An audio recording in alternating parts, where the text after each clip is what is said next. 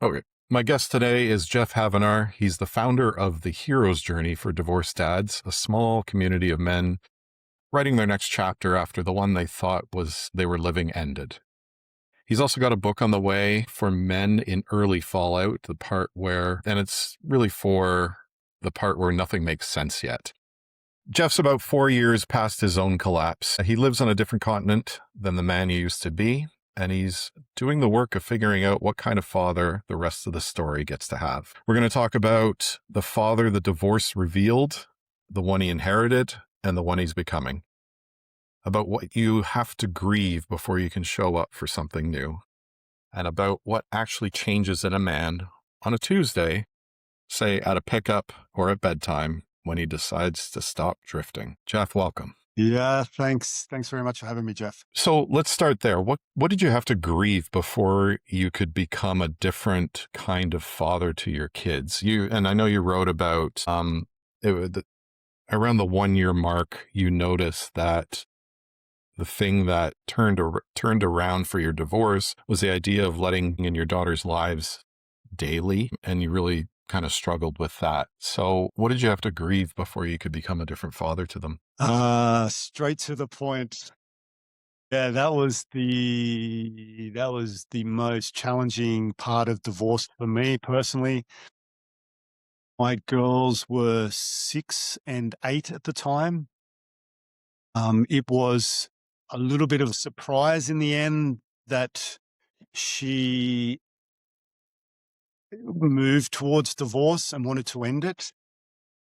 I am from Australia. I was living in her country, in her family's house. We'd raised 2 girls there. Things were pretty good, but not great. It really, on reflection now, looking back, it was probably not a very satisfying marriage, really. It was okay, but there's certainly much more satisfying relationships to have, as I've discovered. So there wasn't a lot of conflict, but it wasn't a lot of passion. And then it just kind of came to an end. And then all of a sudden, I recall vividly that we're calling our 2 girls into the lounge room to share this with them. And one of them ran to get her stuffed toy in English and was holding that closely to her. And then we shared that Mama and Papa aren't going to be together anymore, that Papa's going to have to move out. And the first thing my eldest said, she was 8 at the time, "Oh, Papa, you're not going back to Australia, are you?" And we live in Austria. I was like, oh my God, just tears rolling down my cheeks. Like, no, sweetheart, I am here. I'm not leaving you. I'm staying for you. Yeah, very, very difficult experience. But one thing I recall from that was the way in which we explained it to them, that they could understand it in their language. And that was, like we said to Nina, remember Nina, like 2 days ago, you had your friend Eleanor, and now you're not friends with Eleanor? She's like, yeah. Oh, that's like Mama and Papa. She's like, okay, that makes sense.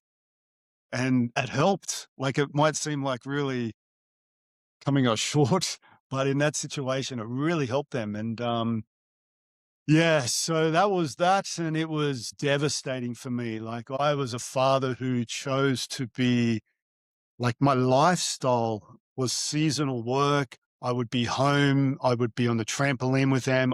We would face paint. We would play dolls. Like, I was fully involved. That was the ideal for me. So my father was a shift worker, wasn't around a lot. I wanted to be present. Yeah. Present, might come to that later, physically present. And so, yeah, I was always around. They were the highlight of my day. And then to have that ripped away, if I allow myself to go there, it's still. I imagine, well, I don't have to imagine. I know that. Was your ex understanding of that relationship, or was that a point of contention? Got to say, I was pretty blessed. Divorce is a funny thing, yeah? Like, one person wants some things, one person wants another thing. And it's a bit of a negotiation. So like, once you take out the emotions, it's a bit of a negotiation sort of a thing. Like, what does she want? What does she need? What do I want? What do I need? And how do I negotiate that? Obviously, I wanted time with my children. She wanted to move the divorce quickly through. So she wanted the house because it was a family house. She didn't want me pushing on that. So I had a little bit of negotiation space, but Austrian law says that the father only is allowed to see the children every second weekend. Yeah, I know, like so Eva is her name. I tend not to go with my ex. Like for me, it's Eva, mother of my children. Mm. She's a school teacher. She's home every afternoon. Like, how much more time can you possibly want to have with your children? Yeah. And then you have every second weekend with them. And so, of course, there's feelings of, oh, this is unfair and blah, blah, blah. But lucky for me, my children just were old enough, 6 and 8, to say, no, no, no, we want to see Papa every weekend. And so she was gracious enough to heed to that. And we arranged something that looked like I'd have them for 24 hours on a weekend. And yeah, that's how it started off. It was very strict. Like I had to be there at a certain time and so forth, but that was okay. But that was it, 24 hours in a week when I was seeing them every day and, massaging them before Yeah. bed and reading a story. It's like, really, at that time, it's like, fuck, that's not enough. Like, you got to be kidding me. But the reality is, that's what it was. What do you do? What did that grief look like? How did you express that grief when you were still going through it? So the original grief, I recall, like just sitting on the lounge, realizing like it's really over. Like this is the end. Like I really am not, like, just we would practice piano together and like I'm just not going to be doing that anymore. And that was the feeling was sadness, like deep grief, deep sadness, sense of loss. Yeah, that was really devastating. Like my relationship with Eva was a little bit different. For me, it was always about the kids and losing the contact with them. So it was just deep sadness. And the way that I processed that was just to cry. I just cried and I cried, and then I would be okay. And then I'd cry again. But then I'd shift into anger that this is unfair and this is unjust. And how could you do this to me? And so it's like, it's a divorce grief process that men go through. And yeah, I'd cycle between those two predominantly. Like I didn't have the hope that we were ever going to get together again. That was a gift. Some men I work with have still got this sort of, oh, maybe something's going to happen, or unfortunately, I didn't have that. It was over. It was done. I just had to get on with it, which for me worked. But yeah, the sadness was really difficult to deal with. And then it was a question of, because at the same time, and which was the catalyst for the conversation about the divorce, was that I'd lost my summer job. So I worked seasonally here, winter in the ski fields, ski instructing and managing a ski field. And in the summer at the time, I was working for a building company on the roads. And they said, look, we don't need you back this year. So that was the catalyst for the conversation about divorce. Yeah. So then I had to find a job. So first of all, I had to find a place to live. Then I had to find a job. And so it was kind of like the way I imagined it, I was being dropped down from Earth, from outer space onto Earth, and I had choices to make, like massive choices. Like, so one of the option was personally for me was to move to a slightly bigger city. So where we live, for your listeners, it's on the B road in between Innsbruck and Salzburg in the Tyrolean mountains, and the village is 5,000 people. Well, there's not a lot of people in this village, and there's little villages dotted around on these green hills, 5,000 people. And everyone speaks the local dialect language. I speak English. So one option for me was to move to Salzburg or to Innsbruck, where there's more people, but that meant I was further away from my children. But there's more job opportunities, there's more social possibilities for myself. So that was the first option, but that was about me, right? But it's also good for the dad to be happy and healthy. Yeah, because then that infects the children. If the dad's miserable, that's also going to affect the children. So that was the first massive thing that I was wondering, what the hell do I do? And then somehow I just stayed open to it and said, okay, what's coming to me now? I'm open to what you're giving me, life. And then there was a job offer that just came, and it was in the local community and I wasn't too far. And then suddenly I took that job. I committed to that for the first step. And then once I committed to that, then I found a place which was temporary. And so suddenly I was within 20 minutes drive from them, and I had a house and I had a job. And so the summer was sorted. and I could then begin to take steps to rebuild my life. But in between all that time, yeah, there was the sadness was there, the anger was there. It just was kind of on a bit of a loop. I found during that period of mine that the being dropped onto earth, like you described it, was almost a blessing because it meant you could be busy if you wanted. If I just had like a routine already set up, I think I would have gone crazy just because there's so much time to get into that grief space of anger and sadness. If you didn't have a routine, you mean? Since I didn't have a routine, I was shaping that routine, or I was shaping my life with it. So because I didn't have that routine, because I had all that work to do, I could distract myself with rebuilding my life. Yeah, look, this is kind of this is the edge, I guess, that I saw for myself and I see with a lot of other fellas, is that our natural instinct is to get busy. As men, we want to be doing something and essentially maybe not consciously distracting ourselves from that, but it's just our natural instinct just to go and do and to be busy. And if that's at the consequence of dealing with the emotions that are coming up, I'd suggest that's unhealthy. However, if you can balance the two, because the flip side is if you're not working and you don't have a routine and you're just sitting on your couch, then that can also be pretty dangerous, right? You can just be spiraling out of control. So there's I guess there's a balance. That's where I had to find. So I had a certain amount of hours in my day, focus on my work, and then pretty well I got home, and then I'm sitting in an empty house, and then the emotions would come up. And so then I guess I knew enough not to drink, to dull that pain. I knew enough to just let them come out, to journal, to walk, so to process them, really healthily process them, and that they would keep coming for a time, and not to cap that, not to try and put a limit on it, but to allow it to be. So for me, that worked really well. So I had the work, which gave me security, it gave me stability, it gave me money, but I also had that free time in the evenings now that my kids weren't around, to go, oh, it's Tuesday night, tonight we'd be playing piano. Tears would come. And then that would slowly shift from that to, rather than thinking about the past and then creating that, just to Tuesday night, I'm cooking dinner, and then tears would just come naturally, to Tuesday night would come and then I'd just be cooking dinner, to Tuesday night would come and then I'd maybe go out with some friends, for example, just that sort of a process. So yeah, I guess for me, it was finding that balance.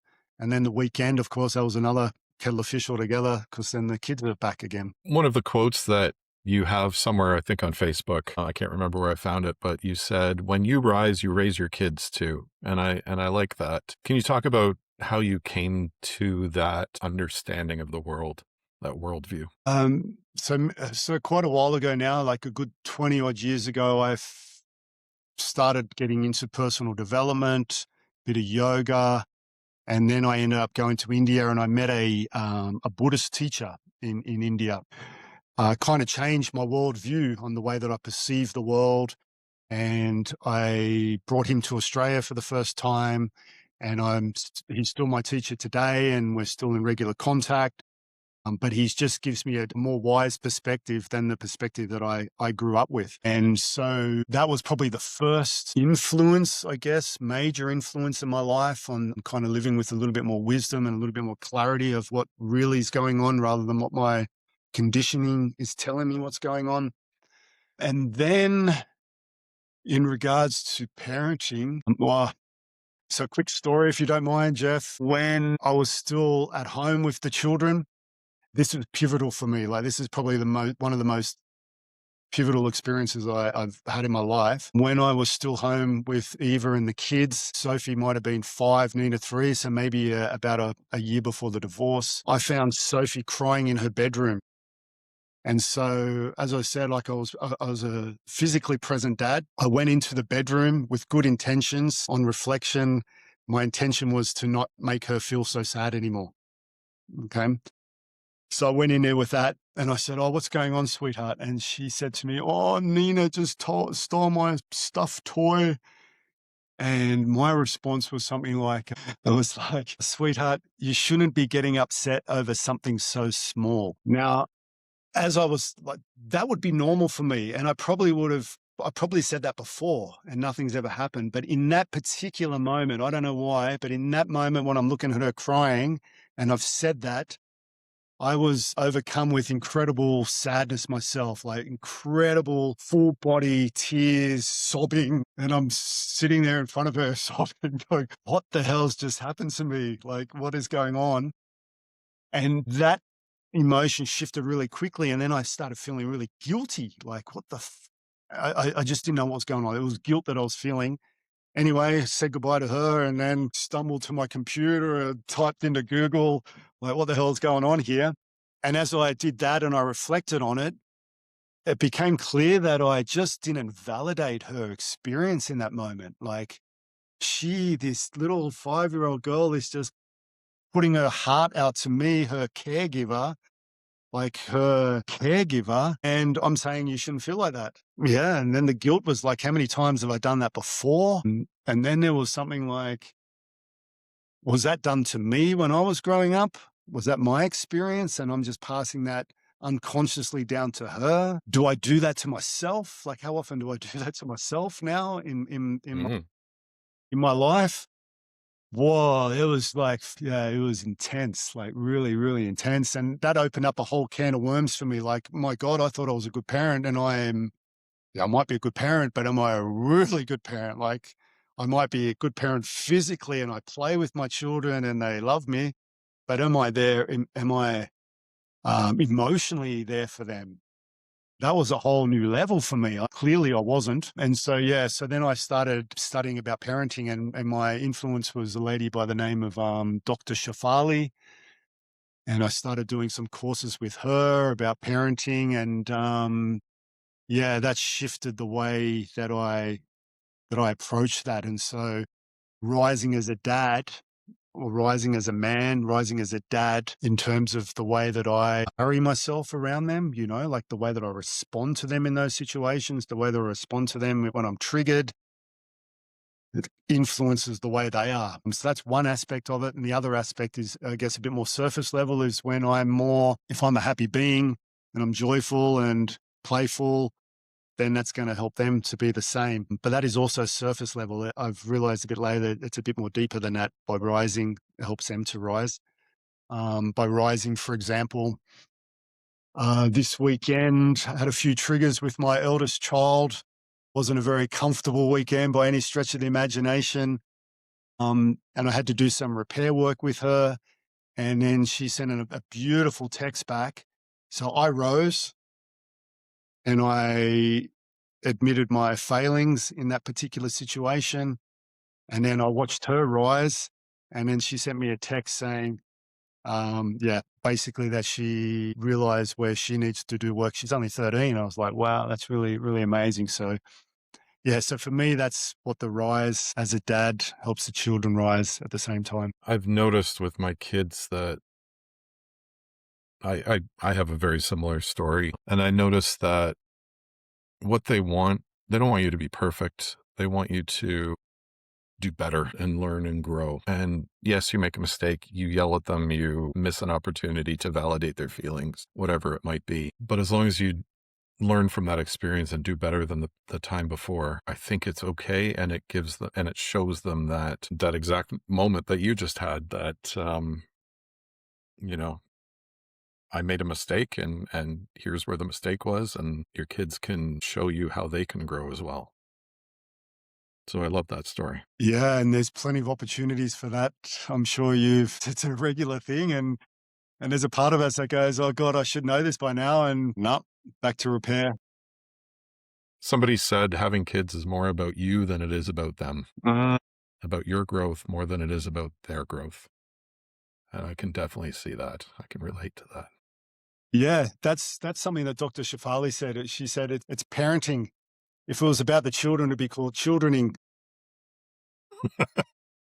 It's all about us and the wounds that we bring into the situation, and the child is there to teach us. And only as a dad, for example, only as a dad, if you have that awareness that it's about your own growth, can you then manage it? Otherwise, we're always going to be in reactive mode, or as is the case with my dad, it was the authoritarian position, my way or the highway. So you learn Mhm. from me because I know everything. Well, I don't know. Like for me, that's my understanding through my journey of life. That's not quite true. Like children have got a lot to bring to the table, and it seems to be that, yeah, it's to teach us parents a few things of our unconscious that we're not aware of. So you just said your father was authoritarian. I had a very similar father. What I guess you carried, did you recognize that you were carrying that into your marriage, or was it all very unconscious? Yeah, good question. Into the marriage, probably unconscious, except for the fact that I was 10 years older than Eva. Dad was 10 years older than mum. Dad's patterns were clear that he was critical fella. However, I've learned later that the criticism was about wanting us to be better. But yet he was critical of mum, and it wasn't really about wanting mum to be better. I think it was a different play going on there. So into my marriage, not so, but I did see a little bit early on with Sophie, because as I said, I had that background of personal development and the Buddhism with my teacher, that I had a certain amount of awareness already, that I could see a little bit of how I was critical of Sophie. And I was like, man, that's terrible. Why would you speak to her like that? So I had that at least going on for me. What did you inherit from him that you wanted to keep? That I wanted to keep and continue that legacy, that lineage, or that, okay. Yeah. Whoa, well, that's a good question. Nothing's really coming to mind straight away. To be fair, my dad passed away last year. Dad's experience of life was to be a provider. That was really important to him. And he showed up on a physical level. Like he really did provide. Like he sacrificed to provide for us, to give us that physical safety, that physical, not abundance, but enoughness. And so that's something that, yeah, I've kind of struggled a little. Like obviously when I was with Evo, it was okay. Yeah, we provided for them, but being divorced, it's financially difficult. It's really has been better now, but it was very, very difficult to provide for them financially. So suddenly there's my dad going, you provide for your kids financially. And maybe that's why dad stayed in his marriage as long as he did, to be able to Mm. provide that. So on that aspect, yeah, I'd say I'd love to be able to provide for them physically. But I've also realized that it's not really about that. It's really about, can I provide for them emotionally, really? I think that's the essence these days. Sure, you can't just provide for them emotionally and they're eating rice. A bit of a balance, but there needs to be for me, there needs to be more of a lean towards providing for them emotionally. It sounds like that providership it's the same root, just shows up in a different way, financial versus emotional. Yeah, and I sense that's just the natural evolution of man or of humankind. So back in those days, my dad grew up in the war in Holland. Like you find a carrot on the ground, you got to eat it.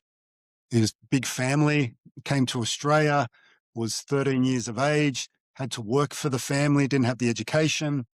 And so it was always about providing for the family from a physical aspect. Like emotionally, it was like, well, Gary, you're here in Australia, just get on with it. There's no like sucking up to your emotions. That wasn't the time, I guess, back then. Whereas these days we're evolving. Like there's much more abundance in the world. Like my kids are privy to smartphones. It certainly wasn't available to me back in my day. Like not smartphones, but even that level of affluence. So I think it's just a natural progression that they were never taught about emotions. That these days that's available to us as dads, as men. We've personally got a bit of healing to do from my background, that I don't then project that onto my kids. And so I think it's just a natural evolution. And at some point we'll move through that emotional thing. Like I'm not doing a very good job of it. I got to be honest with you. Like I fuck up quite a lot with them. Like I'd like to be much more present and to to really tune in and hear what they're saying and tap into their emotional needs behind their behavior. But my conditioning is not quite there yet. So I think it's just a process of evolution. So at some point, maybe my kids will carry the ball and then they'll be a little bit better with their kids. And then at some point, we'll move into more spiritual sort of understanding and teaching, and we'll have a different sort of connection. It won't be so much maybe about what's mine, a bit more about the whole. Who knows? But there's, for me, I think there's some sort of evolution going on. And I think for a lot of us now in this parenting circle, it's about showing up for your kids more emotionally, being more present to them. I suspect you're doing better than you think. I think we all think we're doing shit with our kids. I think as long as there's that acknowledgement that you're trying and looking to do better. Yeah, thanks. It's good to hear back. And that's, I guess that's a critical voice of my dad in there. Like, you can always be doing better. It's just playing out right now with us both. I think the key is the repair, learning how to repair. Normally, like in the old days, I mean, I can't really remember, but I don't imagine my old man would have been saying anything to me like, "Oh, mate, I'm sorry for yelling at you earlier." I don't think that would be part of the repertoire at all. So yeah, there's definitely much more. I'm certainly much more along the way than it was back then. Yeah, thanks for the reminder. We might have had the same father. You've got this line about upgrading your mind. The mind, like you update your phone, and I'm a software engineer, so that's how I kind of think of it too. So let me ask this in a software engineering kind of frame. What's the worst legacy code most divorced fathers are still running? What's the worst legacy code? There's probably a couple. What I see is that mostly I see that I think my teacher calls it the Frank Sinatra syndrome. Like, I'll do it my way. And so a lot of guys, like, they're struggling and like, things aren't working for them and they just get busy. Reaching out for help is, I don't know if it's the last thing on their mind, but it's not a high priority. And so for me, that's massive. Like, we have, we have coaches for, like, Lionel Messi has a coach and he's the best footballer in the world. Like, we have coaches for cricket and all sports and dancing and stuff. But one of the most challenging experiences a man can face in his life, which is divorce, I'll do it by myself. Or maybe I'll just type into a Facebook group and get a bit of feedback from other fellas, which I get is community. But what about, like, there's a lot of fellas like yourself and myself out there who have been through this and who are carrying the torch or can guide fellas, but not reaching out. Or for me, that's sad. Like, that's really, really sad because it impacts not only on their own well-being, maybe not straight away, but it has an impact energetically on the children, their relationship with the ex, their future relationships. Because if you, as a software engineer, if you're still running on Windows 11, if you're running on Windows 7, for example, you're not going to get the same experience from the internet, like not even close to if you're running on Windows 11 Pro. Like, it's just a whole different experience of life. And I think a lot of fellas never had that sort of training growing up about personal development and, upgrading your software in your mind or shifting your perceptions, or maybe they've got an idea but haven't followed it through. But it really can completely shift the whole perspective of your journey. And so I'd say that'd be the biggest one. I don't know how it necessarily directly relates to being a dad, but if you're still running on Windows 7 and clearly your relationship didn't work, and therefore, like, if your relationship worked, you wouldn't have been divorced. So something's, like, it's a sign, like it's a red light on the dashboard of your car. Something's going wrong. Do I ignore that and wait for it to collapse, or do I check it out and see what's going on? So that would probably be the code that most fellas I see anyway. I was fortunate though, Geoff, like, that I stumbled on this teacher in India, and I'd spent 3 months with him in his center, and pretty much every class like he would ask the same question about like, how can you best better your life, or how can you best grow, or, and then all the students, even though he said the answer the day before, all the students would write down something different. And he'd say, what about just being with someone who's wise, who can guide you forward, who's walked the terrain that you haven't walked yet, that you want to walk? Yeah, yeah, that's good. But that's the conditioning we have, yeah. Like you're sick as a man, you don't go to the doctor until like you got to have your arm amputated. Like traditionally, maybe it's a little bit better physically, but emotionally, it's not, and that's the evolution. I like that. Yeah, I think at the time for me, I didn't even know where to turn. I don't even think 15 years ago there was anything, and I was alone. Now it seems like there are coaches, and there, maybe it's something to take advantage of. There's, like you said, it's walking the terrain that somebody else has already walked. Why wouldn't you use the map? Yeah, I mean, if you've kind of opened up to that, it seems logical. But if you're carrying old program, Windows 7, then what the hell are you talking about? You can't even see it because it's not even on the radar of that program.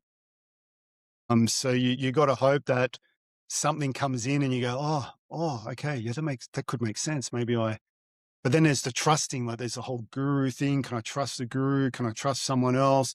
Then there's the whole financial thing in this like internet age of, this guy's just only out for my money. So I can see the concerns that men might carry. So then for me, I guess for guys who are going through this process now, then it's just about, seeking out some wisdom somewhere, following someone, checking if you can connect with them, if you can relate with them, and get a little bit of their free stuff and just tune into something like a free ebook, but read the ebook. Don't just let it stay on the computer. It's just a little bit, and then slowly open yourself up. Whereas other men just go, oh yeah, I'm ready for this. God, I can't believe I left it so long. It's time to do something now. So yeah, it's a tough one. If it's not even on the radar, yeah, what's the saying about the water and the horse? You can bring the horse the water, but you can't make it drink or something. But these conversations hopefully are shifting that for fellas, because, I wasn't always, before I went to India, I had no idea about life. Like for me, it was just about making money. That's all I wanted to do, make money. Like having awareness. Who cares about awareness? Like, how do I make money? So yeah, I was lucky. Something happened for me that shifted direction, and sometimes that's what it takes for others. And for others, it's about, look, this isn't working, so I need to find a solution to help me with this. Now that you're about 4 years past your collapse, you've had time to kind of see things in it that you couldn't have seen a month or two in. What's the thing you see that you're passing on now that you've kind of developed that wisdom? Like what's the top, say, one or two things that you kind of developed wisdom around that you passed on to your daughter or to the men in your groups? What is it they're catching on to? Well, the first one is seeking support. So just quickly, I'll give you an analogy of this. So hopefully it helps others. But what it came down to for divorce, for me, life was cruising along. Like I'm in a little small airplane. My kids are sitting over there. I'm sitting next to my wife, and we're heading to, I don't know, Belize or something, and everything's going really well, yeah?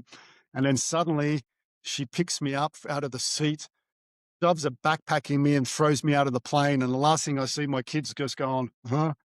And then I'm plummeting down to earth. And I realize, this is a parachute. I pop the parachute and I land in the jungle. And I'm battered and bruised. Maybe I got a broken leg. I'm bleeding. For me, was my experience of divorce. Like I didn't really see it coming. Like suddenly I was just thrown, and it's not the physical injuries of divorce, it's the emotional injuries that we experience. Yeah? And so then what do you do in that situation? Like ideally you seek out someone to help you with those physical injuries. But if you can't get someone to help you with those, then you need to find resources to help you in that particular situation. So you need a book, or you need some sort of guide or something to help you and say, this is your experience right now. You certainly don't want to go it alone. Like if someone was there, you would ask for the help. So you might then start to slowly repair a little bit, but you're still in the jungle, right? You've still got to get out of that jungle. How the hell are you going to do that? Are you going to do that by yourself? Or you might be lucky, you might find a map. But here's the choice. Do you want to do it by yourself? Do you want to do it by yourself with a map? Do you want to do it by yourself with a local Indigenous fellow who can guide you the way out of there? Now, from that perspective, if I say that to my clients, they'll go, yeah, that's a no-brainer, Geoff, easy.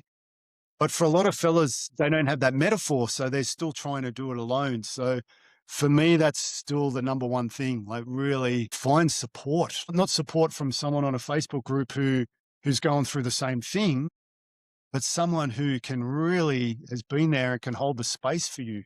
Like, they're not there to try and get anything from you. They're just there to help you get to where you want to go. And if where you want to go is out of the jungle, then that's it. So that would be the biggest one, because if you're still in the jungle, how can you help your kids? Like they say on a plane, I think if you do the oxygen mask, we'll put it on your kids first. No, put it on yourself first and then put it on the kids, right? So if you're still in the jungle and you're still trying to work out what the hell's going on, how are you going to possibly really logically support your children? So that would be number one. Do that for yourself. Do that healing for yourself. Grieve the relationship properly, skillfully, under the guidance of someone who knows. And then you can show up for your kids. But otherwise, I don't think that's really possible. Like you might say you can do it and you might show up physically, but your mind's still thinking, "Oh, she's taking me to the cleaners," or I'm not seeing him enough. Or like, how can you really be present to them if your mind's somewhere else? So yeah, for me, that would really put on your own oxygen mask, get out of the jungle, heal yourself, maintain the contact with your children as best you can. But yeah, number one's yourself. You really got to sort that out. I think that's really the priority. What about you, Geoff? What are your thoughts on that? I don't know, man. I'm a completely different person than I was 15 years ago. I agree with you that you have to start with yourself, because you're right. I was an angry son of a bitch going through that divorce. The thing think I have now is I've done some of the same teaching you've done, I think, maybe similar. And it's just giving yourself space to mess up and allow yourself the grace to forgive yourself. Those times I was angry with the kids, I took that hard. Like I would, be angry. I was angry and I took it out on the kids. Yeah, I shouldn't have. And even now I feel the emotion. But if you beat yourself up about it, you're never going to move past it. So you've got to forgive yourself for whatever it might be, like choosing the wrong partner, yelling at your kids, whatever it might be that you're struggling with. You got to forgive yourself and move on. Yeah, that's absolutely key. Albeit beforehand, I would say there's a few things that's got to happen in the process to get to that particular point, because a lot of guys aren't, in the early days at least, aren't really wanting to forgive their ex. But forgive yourself is key. Be gentle with yourself. And that's part of the healing journey. I'm not saying forgive your ex. Yeah. I'm not saying forgive I'm saying forgive yourself. Yeah, exactly. Yeah. But that's part of the healing journey.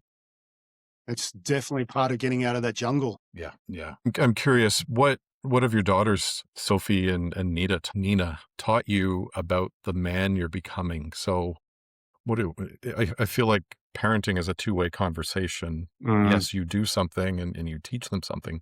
They're teaching you something right back. That's great questions. It evolves a bit with two girls who are now moving into 11 and 13-year-olds, right? So not too long ago, my 11-year-old, I was her first boyfriend. So if there's other dads out here who have got girls, might understand that. And she'd set up a little table over here and get the doonas out and light a candle, and we'd watch a movie together, and she'd be close. Like it was full romance. And now, like, she shuts down. And so what's the lesson in that for me is to not grip on to, it's Buddhism really, not get attached to any particular stage of their journey, but just to reflect back to them and be steady for them wherever they are. I've learned recently on a men's course I'm doing now, like the masculine essence is about being the mountain, being steady, being solid, unmovable amongst the energies of the world. Still processing that, but But with my girls, it's kind of the same. Like they can show up differently and they need someone who's stable, not someone who's going to be triggered by everything that they do. They want a stable dad who's just there for them, who will listen to them, who will honor their experience, even though it's different to my own experience, because I'm the adult, like I'm plus 50 and she's 11, and I'm a male and she's a girl, it's certainly going to be different. So just to be present is the word. So just to show up. I hear that a lot, actually. That's not quite right, because you can physically be there, but not show up emotionally. So to engage Well, with her. present to me, present means you're fully there. Yeah, fully there. Like that can just be physically, I'm fully there, but emotionally I'm distant. So for my kids, I think I need to be more emotionally there. So just an example, the other day they're having some sort of argument, and then I find my daughter, my youngest one, laying on the bathroom floor with a towel over her. Oh, okay. Like I could easily just go, what the hell are you doing? Blah, blah, blah. But something's gone on. So I have to be attuned to what's happening in the situation, attuned to her. So my dad would probably have said to me, what are you doing on the floor? Get up. But she's regulating her emotional experience right there. And although I might say, why don't you just regulate in your bed? I can't say that as a dad. Like I have to be present. I have to forget all the stuff that I know and just show up for what's going on for her right there in that moment, and allow her to just process that. And then maybe later I can say, well, sweetheart, clearly you're managing your emotions there. I think that's really wonderful. Does it work with music? Can you do something that if it happens when you're at school, you can do it there at school, and then guide her? But in the moment, she just needed me to be basically still and hold the space for her. So I think that's the biggest lesson, particular, but just being present, emotionally available, not letting my own stuff come in on top, and allowing them to be who they are. Like, no, present means not fixing. Actually, that's a good one. Not fixing. So my tendency would be to fix. That's my old pattern, to try and fix and say, sweetheart, it's okay. What happened with Sophie? She did this. Okay, well, maybe I'll have a chat to her and we can sort. That's not the time for that, I've learnt. The time for that is just to be there for her. So yeah, I'm learning to be present, essentially what it comes down to. I have boys, so I imagine having daughters is completely different. I don't know if Exactly. I'm ready for that yet. You read some of what I'm working on, and you gave me some great feedback, and I want to say thank you. Now I want to turn it around a little bit. You're writing a book too. What are you trying to hand to a man who picks yours up? What's the thing you want him to feel by the last page? That what they're experiencing going through divorce is normal. Like it's an emotion, it's a human response to grief. Like it's grief, it's divorce grief. So it's a natural response to an external stimuli where not only has their relationship ended, and depending on the amount of investment they've got into that, or how much they love the woman and how much of a surprise it was to them, and whether she had an affair or whatever the thing is. So there's that level. And then not only has that happened, but now all of a sudden they're not seeing their kids anymore like they used to. That's been ripped away. Then they've got the dealing with like potentially with court cases and having to deal with like an ex who's just suddenly just became the opposite of how the woman they fell in love with. So you got that to deal with. And then there's the money aspect as well. Like they're like paying everything for her, and she's buying a new TV or makeup, and he's like struggling to make ends meet. So there's that aspect. Plus there's the emotional stuff that's going on that no one's ever taught us how to deal with, or what the hell's happening. So there's a lot of stuff going on for a man in divorce, right? And so this particular guide is just really more about the emotional aspect. Because that's the other stuff you can kind of, it's more about the emotional aspect. It's what's going on inside, and giving some sort of practical understanding of this is what's happening. It's normal. Every guy that goes through this experiences this. Like there's 5 stages to divorce grief. It's been mapped out by very wise people who have done lots and lots of research on this. It's based on the principles of grief in general. when you've lost someone to death. And so these stages we go through, and it helps because you can be in different stages in this process. And basically, you're moving towards acceptance of the scenario. And while we are resisting what's happening, so you could be in the shock stage, it could be in the anger stage, which has a few different variables, could be in the sadness stage, it could be bargaining or hope that something's going to be different. And then eventually we're moving towards acceptance, not liking the situation, not going, oh, this is great, thank you for this, but this has happened. I can't change it. It's time to move forward. So that's kind of the process. So this book is for the guys who have not quite made it to the acceptance stage. Acceptance isn't the holy grail, but it's the first step. And you only really get there by processing those stages effectively. And the book's not so much about how to go about processing the emotions. It's really just about understanding this is what's going on for you right now. Okay, shit. Right now, yeah, that's why I'm angry. Okay, that's why I'm feeling really angry at this particular situation. That's why I'm blaming. And there's a couple of really good tools that you can just use. It could be breath work.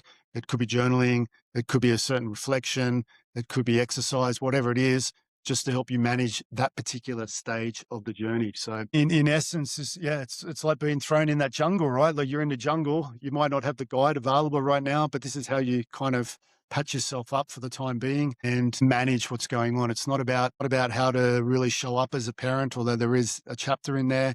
It's not really about how to necessarily move forward after divorce. It's really about just managing the shitstorm that's going on after it happens. And as we all know, like for you, it sounds like the anger was the predominant thing.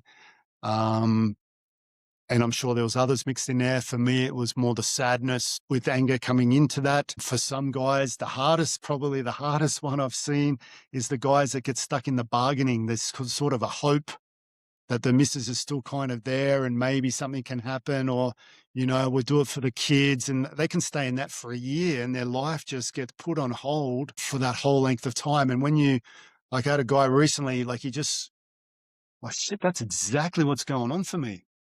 My God, I didn't even know that, because you don't know it. You're so in it. You're in the jungle, right? You can't see from above. So that's what I hope it gives, guys. You wake up at 2:00 in the morning going, what the fuck's going on? I'm bawling my eyes out. This is terrible. You just open up the page to sadness and you get a bit of understanding. Go, oh, fuck yeah, that's how it is. It's going to pass. I'll be right. What did you learn from writing it that you didn't know before you started? The whole process, actually. When I was going through my divorce, the separation, I had no idea about the emotional stages of divorce grief. Absolutely none. My teacher said to me at some point, like he gave me this, like a koan. He said, you've heard of the saying, when one door closes, another one opens, right? And I said, yeah. And he goes, well, I want you to think about that for a minute and then get back to me. I'm like, oh, fuck, all right. And then from that, I realized when one door closes, another one opens. One door closes, another one. Okay, shit. The only way that I can so that might happen, but if I've got two hands on both doors, I'm never really going to move through the new one. So that meant I had to really let go of whatever it is I was holding on to. And for me, that was the injustice of my kids being taken from me. And so then I had to move in the other direction and say, okay, well, I've got to go this way. This is not working. It's past. I've got to go this way and see what relationship I can have with them going forward. So that was a lesson I got from him. And then writing the book, it was just like, wow, like if you've got that clarity of what's going on in whatever particular section you're in, just a certain amount of understanding, it takes the edge off. It doesn't make the emotion go away. It wouldn't make your anger go away, for example, but you get a bit more of an understanding and go, oh, fuck, that's what's going on. There's probably thousands of other guys going through this same process. But if I want to get to acceptance, if I want to get to that and being the best, like showing up for my kids, then I'm going to have to process the anger. And then you might find solutions and you seek out coaches or guidance or counselors then to help you with the anger. So yeah, that's probably what I learned a hell of a lot actually through writing the book. even just the act of sitting down and creating something, I found I learned a ton from writing mine. So, just that creative process, I think the honest creative process is learning something new about yourself and putting it onto the page. Yeah. What do you reckon you most got out of your process? Recognizing the different parts of myself and which part is acting. So if I am angry, what's going on underneath? Why am I angry? And I've gotten to a point where I'm really good now at usually I'm really good at catching those moments, or when I get stuck in self-analysis or wanting to take action in the wrong direction or feeling sorry for myself. So it was self-understanding, really. You're learning about yourself. You're getting more understanding yourself, which gives a bit more self-love. Totally. Yeah. Totally. Recognizing that all of that is natural and it's okay to have those feelings and that I'm really okay underneath. I think I was really hard on myself through my divorce. Yeah. I think a lot of us are hard on ourselves after divorce. What did I choose here? How did I end Yeah. up here? What's wrong with me? My other mates there got good relationships. Why is mine shit? Yeah, so Yep. that's easy to fall into that. Actually, you said something really cool then, that underneath I'm okay, because the emotions are just emotions related to a particular scenario of life, and it's the scenario of that your life's been ripped out from under your feet, and so these emotions are absolutely normal, and there's like so many of them that can come in an hour even. Um, that it's yeah, that's just the way it is, but that's not who we are. That doesn't mean we're broken or there's something wrong with us. There's nothing like that. It's just that it's like the weather, the sun's shining and then suddenly there's a tornado or there's a hurricane and there's a storm and then there's winds and then there's rain and then there's lightning and there's all this shit going on. But the reality underneath is you're still yourself and you're just processing a really shitty life experience. But how does one go about approaching that experience? Do you go about it unconscious? Do we go about it resisting it and complaining? Or do we go about it saying, okay, this shit's happened. This is potentially an incredibly good opportunity. Like, really, was my relationship that good? Really, was I showing up the best I could have shown up in the marriage? Like, you start asking those questions, like bigger questions about life. Like, really, is this where I need to be? Was I being a great dad? Like, all these questions. And then from there, I think a good, for me at least anyway, was a good foundation for the next journey, because relationships since then have not even the same ballpark as what it was before. Like, the potential for more is so great, but we're so caught up with like, oh, poor me, the victim mode, injustice. And if we, that's okay. That's normal. That's all good. But if we Mhm. get stuck there, it delays the beautifulness that's still to come as part of our life journey as men. I think that's a whole second conversation. We could talk about that for another 2 hours. All right, last question I want to ask you. But beyond the book and the group, what are you working on right now that you haven't shared yet? And who's it for? That's a beauty. It's a short one. It's like a men's activation immersion online that I'm doing with a fella and 300 other men. And it's something different to what I've ever done before. So like, I might have done coaching courses and been in coaching groups, learning about how to coach. I've been with my own coach about my own teacher about spirituality, but this is a different level for me. Like, this is men's masculine, 300 men. Get up there and you stand in front of them and you got to share, what my mask is, uncovering what my mask has been my whole life, my core identity, the dark side of my masculine I've suppressed all these years through the mask. How's that been showing up in my past relationships, with my marriage, with my recent partner? Just incredible intensity of this experience of something that I haven't learnt before. So again, it's about learning, right? Like, I didn't really know about this. Like, I knew about masks and identity, but I didn't really know about it. And so Yeah, like I'm a big proponent of learning and seeking out coaches, and so I still do that myself. And the reason why I think you said the reason, what am I doing it for? Who am I doing it for? The aim is to show up as a more grounded, healthy, masculine person. And what that means is so for example, in the last winter fling that I had, it was great and it was intense.